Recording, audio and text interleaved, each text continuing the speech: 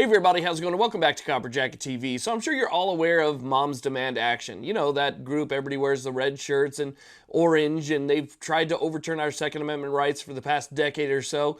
That group right there. Well, looks like they're undergoing some pretty big changes, one in particular, and it has me wondering, is this the end of Moms Demand?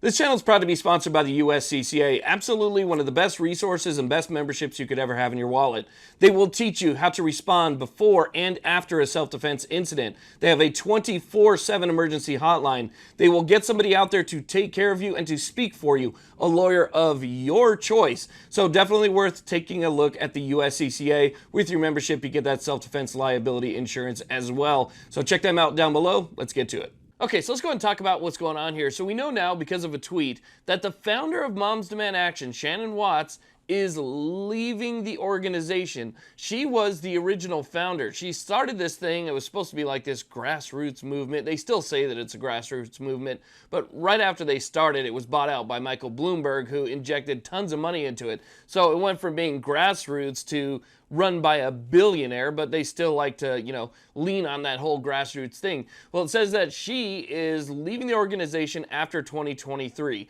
Now, we can speculate all day as to why she's leaving, but I'd like to think she's leaving because of the massive smackdown that they have gotten over the past year or so, with so many different cases going our direction and not theirs, and seeing that, well, the higher courts are actually holding up people's Second Amendment rights. And even though they've been spending tons of money on lobbying and promotions and, orange t-shirts and everything else, even after all of that, they're still losing. That, to me, could be one of the reasons why she's leaving. So one of the reasons she may also be leaving, and this is something that a lot of people don't know, is that she also has a second group.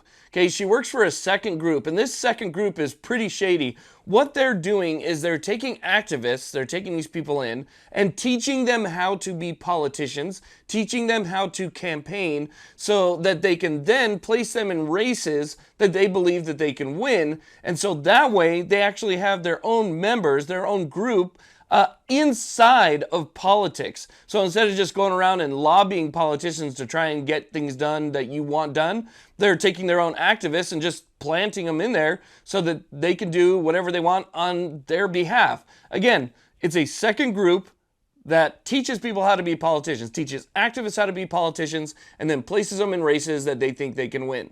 It does not get much more shady than that. So it's possible she could be leaving Moms Demand simply to further that cause. Now, with Michael Bloomberg's deep pockets, I doubt Moms Demand is ever going to go away. I think you're just going to see a new face emerge from this, and, that person will take over the reins.